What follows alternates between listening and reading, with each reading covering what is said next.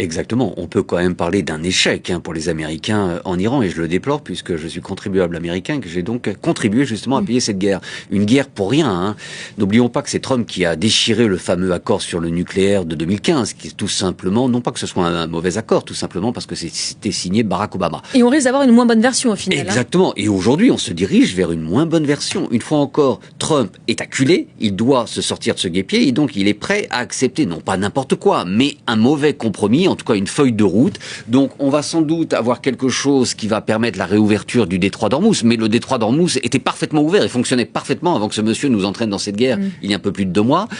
Il y aura sans doute quelques concessions ici ou là et sans doute quelques promesses concernant le nucléaire, comme les Iraniens d'ailleurs l'ont dit, qui feront partie d'un autre agrément qui devra être signé plus tard. Et Trump va s'en contenter. Donc un très mauvais accord. Et pour répondre clairement à votre question, ce sont quand même les Iraniens qui vont s'en tirer le mieux après ce conflit. Ils auront, même si à l'intérieur ils sont déstabilisés, même si quand même le pays est détruit en partie et le régime encore plus fragilisé qu'avant, ils auront néanmoins prouvé à la face du monde qu'ils étaient capables de tenir front face aux géants américains.